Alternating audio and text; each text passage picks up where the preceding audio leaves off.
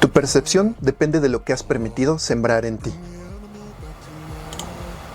Todo lo que vemos en un video nos quiere comunicar un mensaje, una idea o una historia. Y las personas que lo hicieron seleccionaron el escenario, quienes aparecen, los colores, el diálogo, la música, todos los elementos que lo componen con ese único fin. ¿Cómo podemos hacer producciones audiovisuales que comuniquen con exactitud el mensaje que queremos dar? Hola, ¿qué tal? Yo soy Cristóbal Vázquez, productor audiovisual y docente de la maestría en diseño y producción de imagen pública de Unipuebla. Es un placer tenerlos aquí y preparé estos videos para que ustedes tengan las clases a la mano en todo momento. Quiero que partamos de esta idea: todo comunica. En producción audiovisual avanzada vamos a desentrañar películas, comerciales, spots políticos, entrevistas y muchos formatos de video, con tal de que veamos cómo las y los productores alrededor del mundo nos comparten su visión a través de un video. Y empezaremos con la epistemología audiovisual y semiótica de la percepción, que esto no es más que de dónde se origina todo el significado que nos quieren transmitir y cuáles son los elementos que utilizan para esto. En el contenido tenemos neurocinemática y psicología cognitiva aplicada al estímulo audiovisual, ingeniería de la reputación visual, la narrativa de respuesta rápida y el análisis crítico y de construcción de discursos audiovisuales. No se me preocupen que poco a poco vamos a ir simplificando esto. Iniciamos con la neurocinemática y psicología cognitiva aplicada al estímulo audiovisual. ¿Qué es esto? En pocas palabras es cómo vamos a medir la sensación que le estamos haciendo sentir a nuestro espectador, ¿vale? ¿Cómo lo logramos? Con ayuda de la psicología y con las correlaciones intersujeto. Las correlaciones intersujeto prácticamente nos van a ayudar para saber qué tanta atención estamos logrando captar de nuestro espectador, ¿vale? Y esto se basa en el control cognitivo, que sí, nosotros como productores vamos a poder moldear esto, porque justamente partimos de un inicio y un fin, y a través de todo ese trayecto nosotros estamos marcando y estamos dirigiendo lo que nuestro espectador está viendo y por ende lo que está sintiendo. Esto en la implicación práctica pues es en el montaje, en el encuadre que ponemos nosotros, el sonido que elegimos, el tono de voz, todos los elementos que están dentro de la producción van a influir en esto. Ahora, vamos a detallar un poco qué son las correlaciones intersujeto. Estas correlaciones ya han sido estudiadas y por eso ya tienen cierto porcentaje en las diferentes producciones audiovisuales. Por ejemplo, en el cine narrativo clásico vamos a tener una correlación intersujeto, o sea, la atención que está teniendo el espectador de un 65%.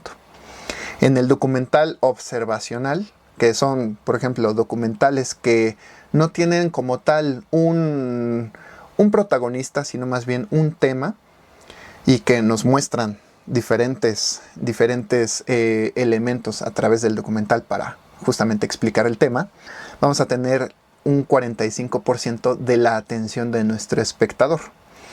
En escenas sin edición o en planos fijos, que son planos que, bueno, nos muestran la realidad tal cual como se ve, pero no tenemos un protagonista, no tenemos nada que nos cuente una historia, sino que más bien nosotros la tenemos que construir poniendo justamente mucha atención, vamos a tener apenas un 18%.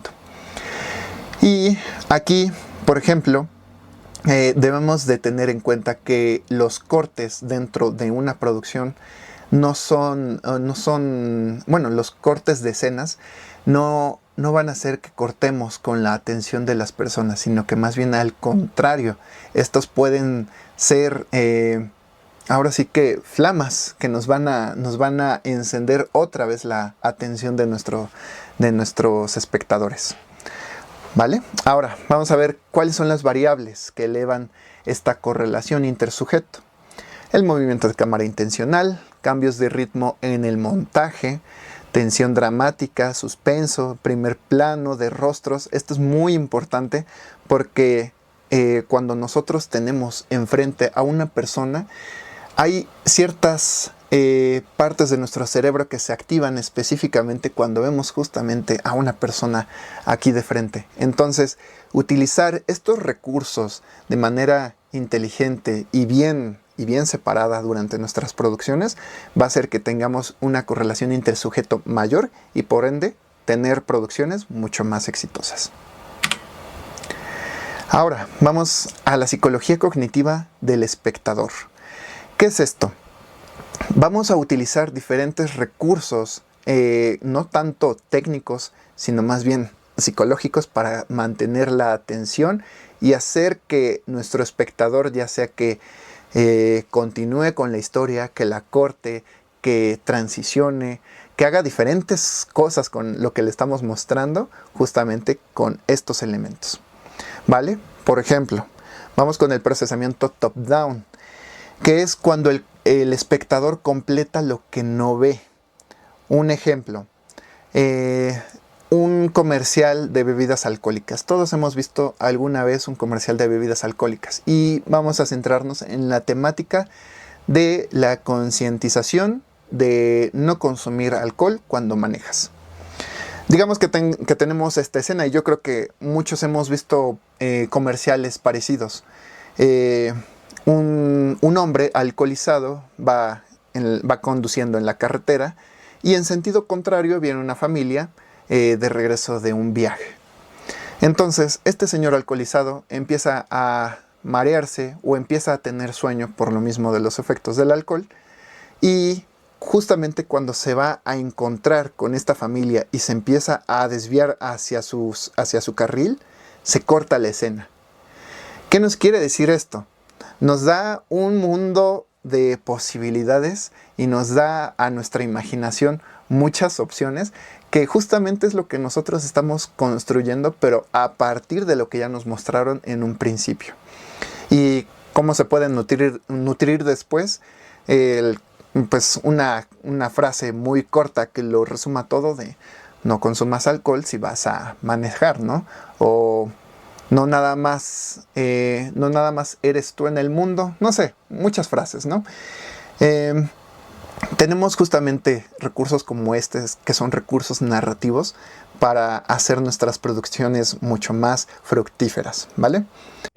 El siguiente recurso, la memoria episódica. Este es, si no es que el recurso más importante a la hora de contar una historia, porque ponemos en escena un momento de alta carga emocional que está viviendo nuestro protagonista. Y si además hacemos que esa escena sea un momento que la gran mayoría de personas haya vivido, pues vamos a conectar de una manera muy fácil y directa con nuestros espectadores. Por ejemplo, cuando vimos por primera vez a nuestra mascota. Si nos regalaron a nuestra mascota en una cajita de regalo y al abrirla vimos a nuestra mascota, ¡wow! Es un momento de una carga emocional muy intensa. Ahora pasemos a lo negativo, ¿no? Cuando, no sé, nos regañaron muy intensamente nuestros papás. Tenemos también un recuerdo muy específico cada persona de este momento. Y si nosotros lo ponemos en pantalla, va a hacer que nuestra producción audiovisual conecte directamente con esa memoria de nuestro espectador y por ende con las emociones que sintió nuestro espectador. Entonces, hace que la conexión sea muy fuerte, muy íntima y que por ende, si la sabemos dirigir bien, sembremos justamente el mensaje que queremos transmitir. Continuemos. Ahora vamos con la carga cognitiva. Este es un concepto que se utiliza en muchos ámbitos. Por ejemplo, en el diseño se utiliza el estudio de la carga cognitiva para saber qué tan saturada está una imagen, qué tan saturado está un logotipo o una paleta de colores para saber si es agradable o no al verla. ¿no?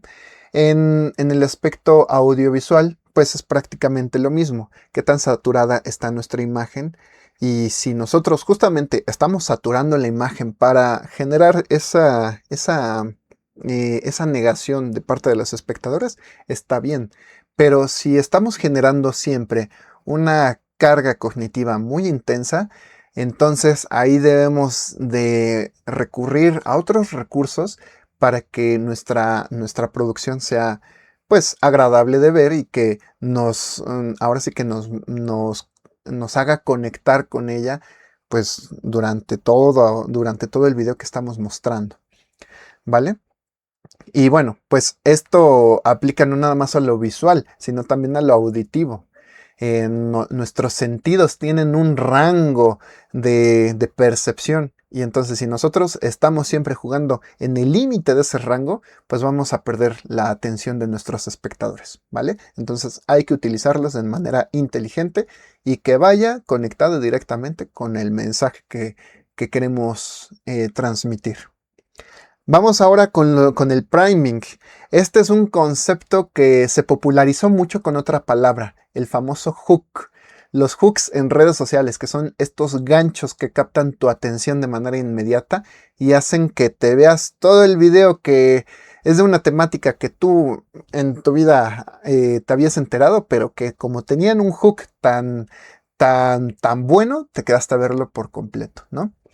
Esto tiene su ciencia, no es nada más que se haya popularizado en redes sociales y que dijeron unas cuantas personas, sí debes de utilizar estos ganchos, etc. No, sí tiene su ciencia y se utiliza en comerciales, se utiliza en spots políticos sobre todo, ¿vale? ¿Y qué es lo que genera el priming? Que son lapsos de tiempo específicos en los que nuestra mente va a captar cierta información, ¿vale?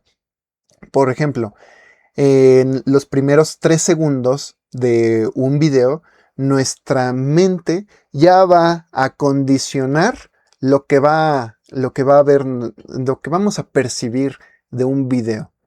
Entonces, por eso es tan importante dar desde un principio una idea clara, concisa y muy directa a nuestro espectador, sobre todo si estamos haciendo una producción o un formato de video muy corto.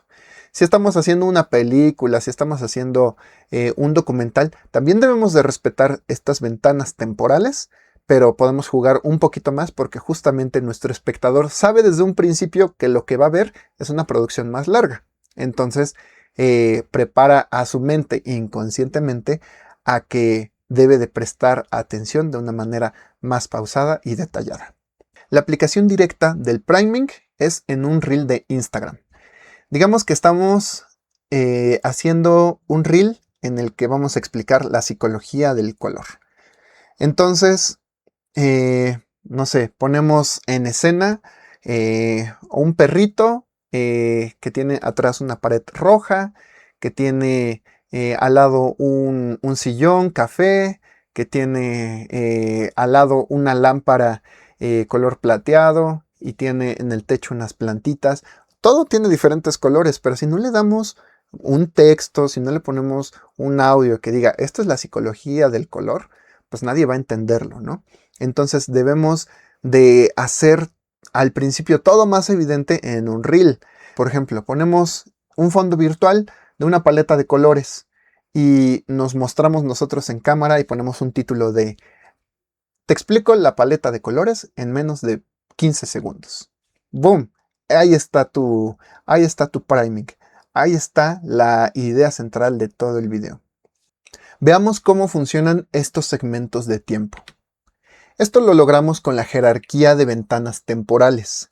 Esta jerarquía nos va a decir qué es lo que ocurre en la mente de nuestro espectador en cada segundo que transcurre de nuestro video. ¿Vale? En el primer segundo ocurre el procesamiento sensorial. El procesamiento sensorial es que prácticamente los sentidos de la persona van a captar de manera abrupta todo el estímulo que está recibiendo, ¿vale? Aquí no hay ningún filtro, justamente trata de captar la mayor información en el primer segundo para sentarse en un lugar y decir, ok, de esto va a tratar. En el segundo 3 al 6 ocurre la integración narrativa. Aquí es donde ya creamos una idea general de lo que estamos viendo y ya predisponemos nuestra mente de qué es lo que va a ocurrir en los próximos segundos y hasta el final del video. Y por último, en los segundos posteriores, va a ser la comprensión de la escena. Aquí es donde ya todos los elementos que le dimos a nuestro espectador ya los unió y entonces ya generó la idea principal que le quisimos transmitir. Ya que sabemos cómo funciona la jerarquía de ventanas temporales, vamos a conectarla con la neurocinemática, de la que vamos a partir para tomar decisiones de producción. Un ejemplo, el corte promedio en cine comercial está en un lapso de 3 a 8 segundos. ¿Con qué ventana temporal cumple? Justamente con la ventana temporal de la integración narrativa. Esto quiere decir que en una escena de 3 a 8 segundos vamos a lograr tener una idea lo suficientemente clara para entender de qué trata ese momento o el video en general. ¿Vale? Entonces se tiene que respetar esta ventana. Si cortamos antes, no vamos a terminar de dar con el punto, y si terminamos después de esto, vamos a enredar a nuestro espectador en elementos que tal vez ya no conectan con la idea principal. Otro recurso, el primer plano de ojos. Este es muy interesante porque hace una conexión directa con el espectador, activando las neuronas espejo y a su vez activando una empatía involuntaria. Por ejemplo, en la película de Piratas del Caribe, donde aparece el villano que tiene cabeza de un pulpo, cuando hay un momento en el que muestran sus ojos y se ve cómo está sufriendo. Cuando nos muestran esto, están forzando al espectador que conecte involuntariamente, de manera empática, con el villano de la película. ¿Por qué? Porque le están diciendo, él también tiene sentimientos, él también sufre. Entonces hace que nosotros ya veamos al villano, no nada más con una idea simplista de villano, sino como un individuo que es como es por muchas posibles razones, ¿no? Y entonces activan en nosotros pues la empatía. Ahora, un pilar de la producción, el audio, la música. La música en la producción se divide en dos vertientes, la música diegética y la música extradiegética. ¿Cuál es la diferencia? Es simplemente que la música diegética es todo el audio que está percibiendo nuestro personaje en la escena. Y la música extradiegética es la que no escucha nuestro personaje, sino que se agregó en la producción posteriormente para evocar alguna emoción o darte alguna pista de lo que está ocurriendo, de lo que va a ocurrir dentro de esa escena. ¿Vale? Un ejemplo, música diegética de este video que ustedes están viendo es, yo aquí tengo una libreta. El sonido de las hojas, cómo se mueven, esa es música diegética, porque vive dentro de mi universo, ¿vale? Dentro de mi realidad. Música extradiegética, por ejemplo, podría ser música de fondo que yo agrego posteriormente a esta producción. Podría ser un sonido de whoosh o un sonido de boom, que son sonidos que te están diciendo, oh, algo ocurrió muy rápido, o ese sonido de suspenso me está diciendo que algo va a ocurrir y que no se ha enterado mi personaje, ¿vale? Es todo ese sonido que no escuchan los personajes en el video. Y también un punto importante, generalmente la música diegética, o bueno, no generalmente, en todo momento, la música diegética tiene una conexión directa con lo que se ve visualmente. Por ejemplo, si yo quiero decir que en esta escena hay, no sé, un lapicero, un plumón con el que estoy escribiendo, pero no tengo ese lapicero o un plumón y nada más estoy imitando que estoy escribiendo, entonces eso se vuelve música extradiegética porque no existe en mí, en mi realidad. ¿vale? A diferencia de si tengo un plumón con el que ya empiezo a escribir y ya se escucha. Entonces esto ya es música diegética. Por cierto, la diegética y la extradiegética parten de la diégesis. La diégesis es igual al universo en el que nosotros estamos encerrando a los personajes de nuestra producción, ¿vale? Todo eso es la diégesis. Lo que vive realmente y lo que nosotros le agregamos conforma la diégesis. Hablemos del color. El color es otro lenguaje que debemos aprender a hablar y dirigir en nuestras producciones. Un ejemplo, si utilizamos un color neutro en un comercial de una empresa que quiere hablar sobre sus acciones para cuidar el ambiente, entonces vamos a utilizar un color neutro que evoque que estamos bien sentados en la realidad, que sabemos lo que hacemos y que sabemos los retos que se nos aproximan. Pero si utilizáramos, por ejemplo, una paleta de colores muy azulosa o muy rosa, muy sepia, muy grisácea, esta paleta de colores va a evocar en nuestros espectadores una emoción completamente diferente, aunque el mensaje hablado, el mensaje de los cortes de las escenas sea el mismo. El color va a cambiarlo todo. Ahora, el silencio como herramienta. Eh, este elemento no es explotado actualmente como debería.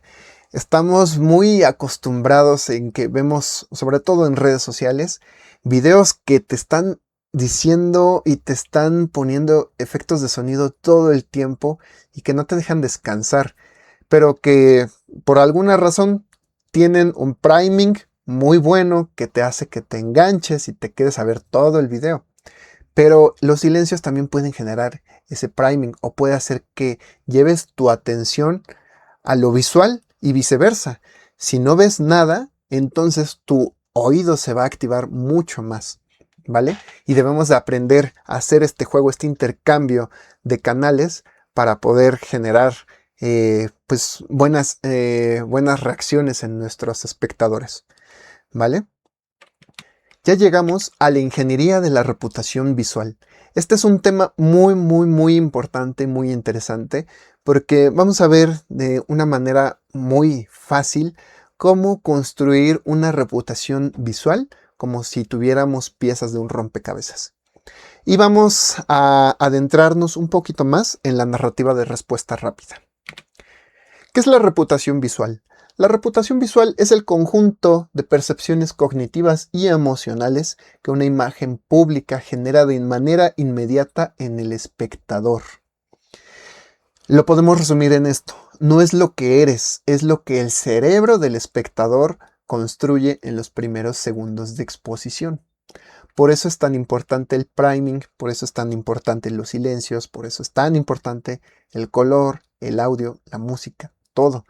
Todo es muy importante porque de manera inconsciente está generando una reputación visual de lo que estás viendo, de la persona que estás viendo. Algo muy importante, la reputación visual no se construye con un solo video, con un solo contenido. Se construye con un conjunto de contenidos que ya vio previamente el espectador y que ya le dan una idea de qué tanta calidad va a haber en los próximos videos, quiénes van a aparecer, la paleta de colores, el audio que utilizan. Todo eso genera la reputación visual. Ahora, la ingeniería de la reputación es el diseño deliberado de esa percepción usando recursos audiovisuales. Aquí es donde nosotros vamos a decidir, ok, vamos a utilizar esta paleta de colores, vamos a utilizar esta utilería, vamos a utilizar cierta vestimenta. Aquí es donde ya las decisiones de producción tienen pues su aplicación directa. Y ahora vamos con la crisis de la imagen. La crisis de la imagen es la brecha entre el sí mismo real y el sí mismo percibido. Es cuando existe esta separación. Y la narrativa audiovisual es la herramienta más rápida para cerrarla, volver a hacerlo en uno. La crisis de la imagen tiene su tipología y también un tipo de respuesta específico. Se puede responder de muchas maneras, pero hay ciertas maneras más efectivas. Por ejemplo, en la crisis de víctima. En la crisis de víctima vamos a procurar tener una respuesta empática, testimonial y con un plano medio.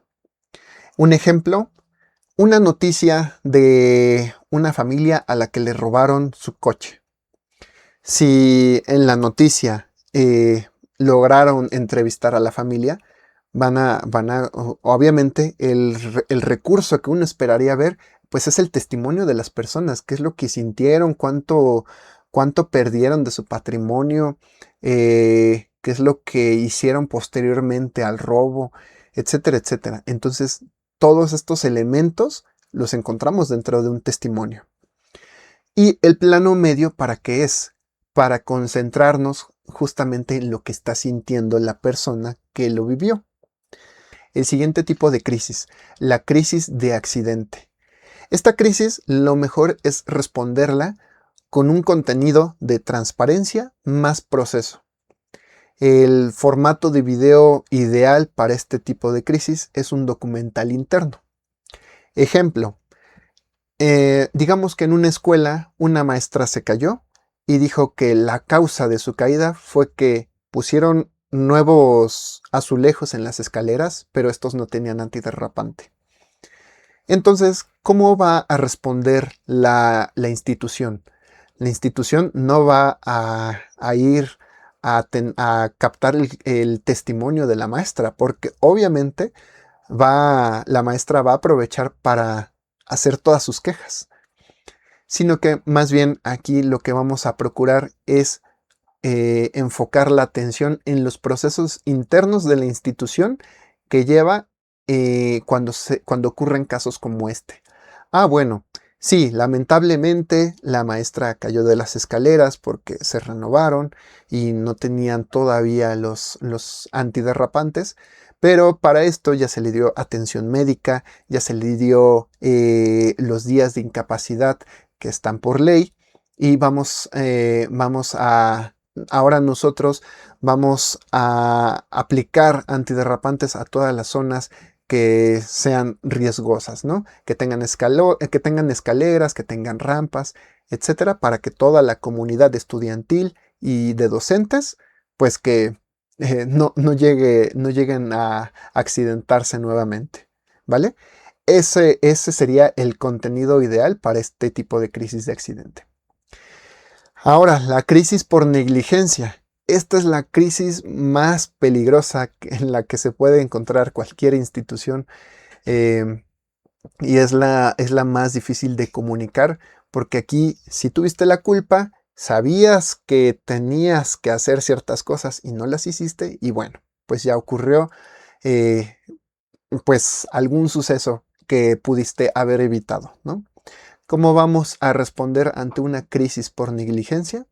Vamos a recurrir a la narrativa de cambio directamente. Y vamos a producir un contenido que sea un antes y después estructural. ¿Por qué? En la narrativa de cambio ya no le estamos diciendo al espectador, sí, ocurrió esto y lamentablemente salieron tantas personas afectadas y también perdieron dinero. No, ya no le estamos recordando al público todo lo que ocurrió, todo lo que se perdió, no. Ya le estamos comunicando de manera directa qué es lo que vamos a hacer a partir de lo que ocurrió. Aquí el punto central es no retomar el problema, sino concentrarnos en la solución. Ya que tenemos estos tipos de crisis y estos tipos de respuesta ante cada crisis, vamos con los principios de respuesta rápida. Estos principios nos van a hacer que nuestras respuestas sean asertivas en tiempo, no nada más en lo que estamos diciendo, sino que en tiempo. El tiempo vale oro, ¿ok? Primer principio, la velocidad es mejor que la perfección.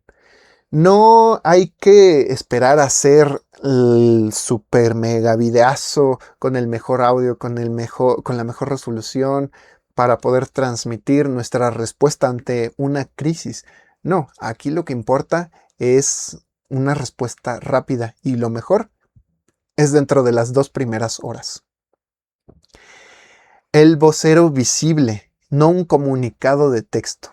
Este es un arma de doble filo, porque el vocero visible te dice, bueno, en primera te transmite calma porque te está diciendo, ok, está atendiendo esta problemática el mero mero, la persona que dirige todo, ¿ok? El jefe, la jefa. Pero también te está diciendo que hoy es una crisis fuerte porque está saliendo el personaje principal. Entonces fue muy importante lo que ocurrió, ¿vale? Entonces hay que manejar, hay que saber cuándo utilizar al vocero visible porque puede transmitir o mucha tranquilidad o puede transmitir mucha incertidumbre y mucha preocupación. El comunicado de texto es el recurso, creo, el más utilizado en el manejo de crisis porque transmite de manera neutra qué ocurrió, qué se va a hacer y qué precauciones se van a tomar a partir de la crisis que ocurrió, ¿vale? Pero bueno, no siempre un comunicado de texto puede ser el mejor recurso para manejar una crisis, ¿vale? Hay que saberlo utilizar también. Ahora, vamos con el lenguaje corporal. El lenguaje corporal muchas veces dice más que el contenido verbal, que el lenguaje verbal. Bueno, para empezar, si nosotros estamos manejando una crisis, debemos de tener la certeza de que la persona que va a aparecer en cámara y que va a comunicar pues el mensaje, el primer mensaje después de la crisis que se está viviendo, esta persona debe de tener un dominio completo de su lenguaje corporal y verbal, porque muchas veces estos comunicados son en vivo, no son pregrabados, entonces ya no se puede modificar lo que se transmite. Por eso debemos de tener a alguien con facilidad de palabra y facilidad de expresión, porque a veces las expresiones dicen más que nuestras palabras.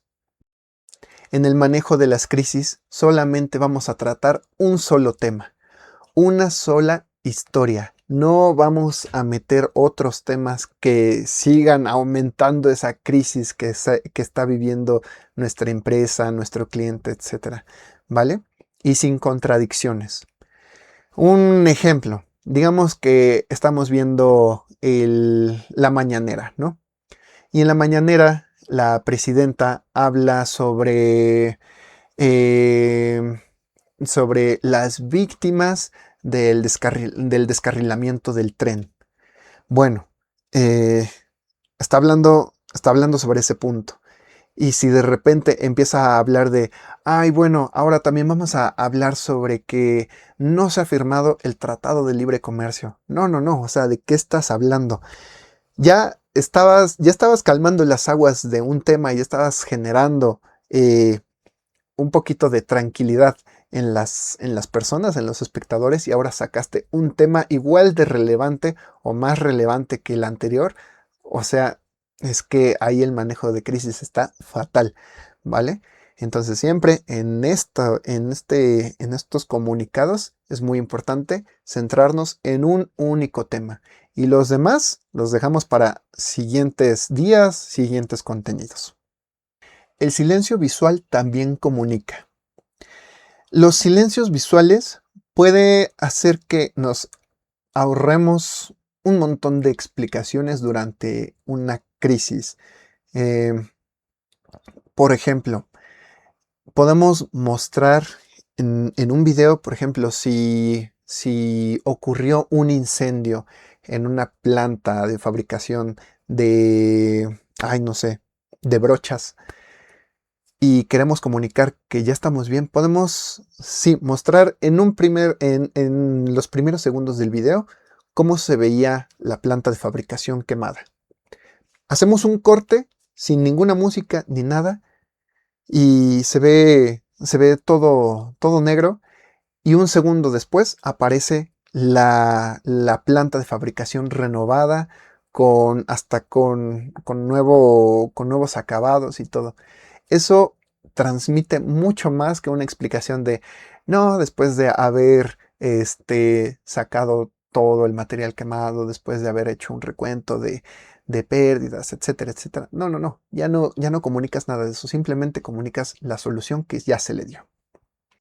Veamos la anatomía de un video de respuesta rápida con el mismo ejemplo de la empresa que se incendió, ¿vale? De la planta de fabricación que se incendió. En los primeros 5 segundos vamos a comunicar una apertura de responsabilidad sin ninguna excusa. Y como vamos a montar nuestra producción, va a ser con un plano medio y un fondo neutro. Plano medio, o sea que vamos a presentar a nuestro vocero de frente a la cámara con un fondo de una pared color blanca, gris o beige, ¿vale? Y en estos primeros 5 segundos vamos a decir tal cual lo que ocurrió. El pasado 1 de mayo se incendió la planta ubicada en Veracruz mientras transcurría el horario laboral diurno en la empresa. ¿Vale? Simple, sin ninguna excusa, sin nada, simplemente lo que ocurrió. En los segundos del 5 al 20, el contexto factual, o sea, tal cual lo que ocurrió. Si habían especulaciones de que, ay, no, llegó alguien y lo incendió adrede, o no, es que ya se le había dicho a la empresa que checara esa maquinaria porque estaba a punto de sobrecalentarse e incendiarse. No, no, no. O sea, aquí vamos a centrar todo el discurso en lo ocurrido solamente. Y lo vamos a hacer le vamos a decir a nuestro protagonista, a nuestro vocero, que lo diga todo con una voz serena y un ritmo pausado. Y bueno, aquí simplemente va a decir, además de lo del principio, va a decir, tuvimos un recuento de daños y a partir de ellos es que vamos a partir para darle solución y también procurar la salud de nuestros trabajadores. Y punto. En los segundos del 20 al 40. Aquí es donde ya vamos a tomar acción, ¿vale? Aquí ya vamos a comunicar cuál es la acción concreta ya tomada por la empresa. No ninguna promesa futura, no de, ay, vamos a traer dentro de 20 días a una empresa que nos ayude con un mejor sistema de protección civil. No, no, no, no, no. Una acción concreta ya tomada. Ejemplo.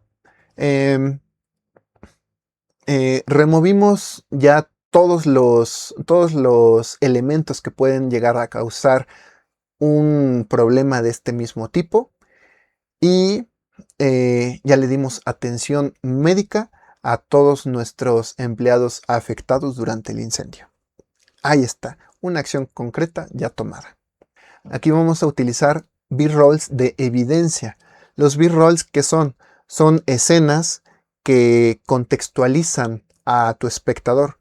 Por ejemplo, dentro de esta situación, un B-roll sería que un trabajador que tiene el uniforme de la empresa se ve que tiene la mano vendada y que tal vez no sufrió quemaduras de gravedad y continúa trabajando, ¿vale?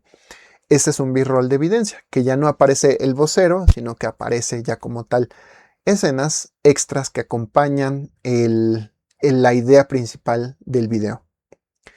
En los segundos 40 al 55 ya vamos a ahora sí comunicar un compromiso y los pasos a tomar a partir de lo ocurrido, ¿vale? Esto lo vamos a generar con un primer plano, o sea, vamos a poner a nuestro vocero todavía más cerca de la imagen para que las personas conecten mucho mejor con la mirada, que conecten mucho mejor con su expresión corporal y que digan, ah, ok, me da tranquilidad, sí me da credibilidad lo que me están comunicando. Y bueno, así es como se construye un video de respuesta rápida. La duración ideal de estos videos es de 60 a 90 segundos. ¿Por qué no más? Porque más se puede entender bueno, se puede extender a especulaciones, a malas interpretaciones, ¿vale? Además de que plataformas sociales penalizan más de 3 minutos en crisis. ¿Esto qué quiere decir? Que 3 minutos en crisis te está queriendo decir que, pues si todo lo que te dijeron no es verdad, porque por algo el video es tan extenso, por algo es que la problemática es tan fuerte y por ende no generas en el espectador credibilidad de que lo estás logrando resolver. Para cerrar este tema, una crisis manejada con narrativa audiovisual coherente puede transformar la percepción en 72 horas. Una crisis ignorada construye una contranarrativa que dura años, ¿vale? El tiempo en las crisis es oro y no hay que ignorar nada, ¿vale?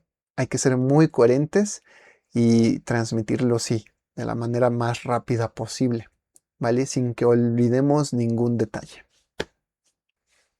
En la próxima clase ya veremos el análisis crítico y la deconstrucción de discursos audiovisuales.